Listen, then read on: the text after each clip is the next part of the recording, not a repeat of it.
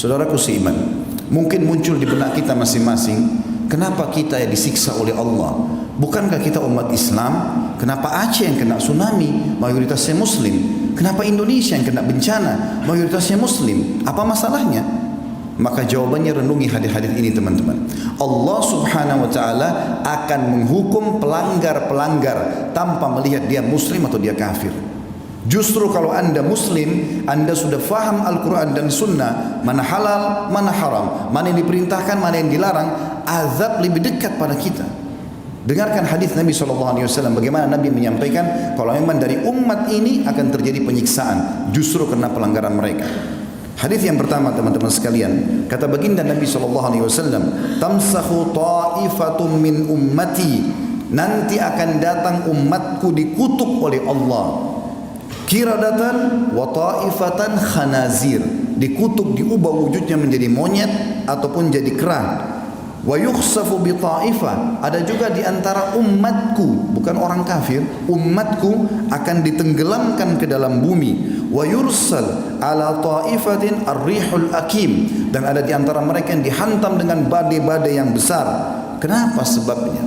Kenapa umat Islam? Lalu kata Nabi SAW, bi'annahum syaribul khamr. Permasalahan pertama mereka adalah mereka rame-rame mengkonsumsi khamr.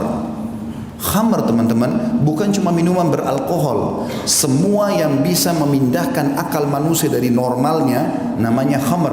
Makanya ulama fikih memberikan definisi khamr adalah kullu ma yukhammirul akal, semua yang membuat akal keluar dari jalur normalnya. Makanya narkotika pun masuk dalam khamr. Sekarang jadi peredaran, jadi tempat-tempat yang luar biasa, tempat orang mengkonsumsi, bisa mendapatkannya, bisa menjualnya, bisa segala macam hal. Tersebar khamr, penyebab pertama. Yang kedua, walabisul harir, dan para kaum laki-laki mereka berlumba-lumba menggunakan sutra. Teman-teman sekalian, mohon maaf saya menyampaikan ini. Sutra ini dianggap sebagai pakaian orang kaya, dan kalau sudah kaya seperti tidak pantas kalau tidak pakai sutra. Dengarkan baik-baik saudaraku muslim. Nabi SAW pernah mengangkat benda di tangan kanannya, tepatnya emas. Lalu beliau mengangkat sutra di tangan kirinya sambil mengatakan, inna hadzaini haramun ala dzukuri ummati. Dua benda ini haram bagi laki-laki umatku. Teman-teman sekalian, larangan Nabi SAW jelas. Bahkan kata Nabi SAW, man labisal harira fid dunya lam yalbashu fil akhirah. Siapa di antara kaum laki-laki umatku menggunakan sutra di dunia, dia tidak akan pakai sutra nanti di surga. Pakaian orang di surga adalah sutra. Ini ancaman yang kedua.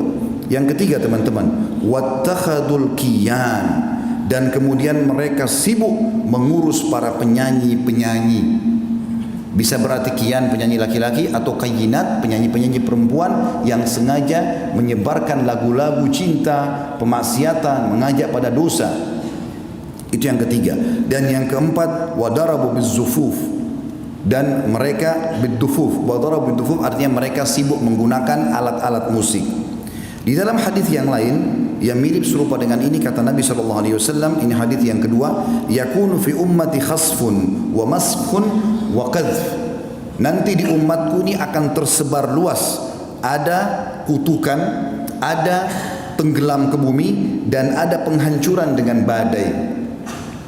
Qalat Aisyah radhiyallahu anha, wa hum yaquluna la ilaha illallah. Wahai Rasulullah, istri Nabi bertanya Ummu Aisyah radhiyallahu anha, wahai Rasulullah, apakah mereka kena semua itu? Bencana, gempa, longsor, badai air sekarang ya, seperti tsunami. Apakah mereka kena sementara mereka mengucapkan la ilaha illallah? Faqala sallallahu alaihi wasallam, maka Nabi SAW menjawab, idza dhaharal kayyinat, kalau sudah tersebar di tengah-tengah umatku ini kayyinat. Apa itu kayyinat? Ibnu Hajar berkata, al-mughanniyat, para wanita yang terbuka auratnya lalu menyanyi di depan para laki-laki. Lalu kata Nabi SAW, wa dhahara zina, tersebar zina. Dan zina ini teman-teman Allah bilang dalam ayat yang lain, wala taqrabuz zina, jangan dekatin zina. Dan zina sekarang diubah namanya. Sekarang kita namakan hiburan. Orang ke diskotik, gelap-gelap, maka khamr sangat dekat dengan itu, dan khamr sangat dekat dengan perzinahan. Lalu dibahasakan dengan hiburan. Di sini sudah disebutkan oleh Nabi SAW 1400 tahun yang lalu penyebabnya. Kemudian selanjutnya dikatakan wasyuribatil khamr, dan diminumlah khamr-khamr, walubisal harir, dan kemudian dipakailah sutra-sutra. Kata Nabi SAW, kana dzak inda dzak. Kalau itu terjadi, pasti terjadi juga pada umatku. Yang ketiga teman-teman, kata Nabi SAW, idza amilat ummati khamsu asyrata khaslah. Kalau umatku sudah melakukan 15 perkara, halla bihim al-bala, pasti nanti akan merata bala atau cobaan dan bencana pada mereka. Qila ya Rasulullah, wa ma hunna? Para sahabat mengatakan, ya utusan Allah, apa 15 perkara itu? Kata Nabi SAW, idza kana al-magnama dula. Kasus pertama itu adalah kalau pendapatan negara sudah disalahgunakan. Yang kedua, wal amanatu magnama, dan kalau amanah sudah dijadikan sebagai sumber pendapatan, sudah hilang di benak seorang muslim bagaimana dia bersiap sosial, bagaimana dia membantu saudaranya muslim dengan mengejar pahala, tapi semuanya harus ada pendapatan. Tidak ada namanya membantu dengan cara sosial. Amanah sudah dijadikan sebagai pendapatan. Selanjutnya waz zakatu magrama, zakat dijadikan sebagai sumber hutang. Jadi akhirnya zakat yang diberikan kepada orang-orang tertentu malah dijadikan utang oleh orang-orang kaya. Selanjutnya wa ata'ar rajulu zaujatah, dan suami-suami sudah mulai tunduk dengan para istri-istri mereka, walaupun itu haram tetap dia patuhi istrinya sementara Allah mengharamkannya. Wa aqqa ummah, sampai pada tingkat dia durhaka dengan ibunya. Wa barra sadiqahu, dan juga pada saat itu terjadilah orang-orang sangat setia dengan teman-temannya atau sahabatnya. Wa jafa abah, dan dia cuekin ayahnya. Wartafa'atil aswat fil masajid, mulailah masjid digunakan untuk mengangkat suara-suara selain ibadah kepada Allah. Wa kana zaimul qaum ardhaluhum, juga masuk dalamnya adalah kalau satu kaum sudah dipimpin oleh orang yang terbodoh di antara mereka. Wa akramur rajuli makhafata syarrah, dan muncullah orang-orang yang dihormati justru karena ketakutan saja, bukan karena kualitasnya.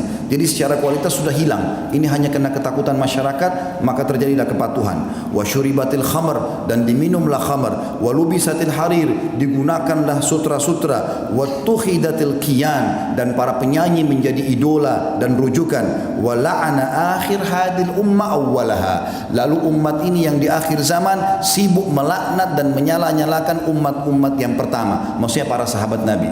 Ya, mungkin kita sudah tahu sama-sama ada sebagian kelompok yang mengaku Islam sengaja menghina-hina para sahabat Nabi ridwanullahi alaihim yang mestinya jadi rujukan.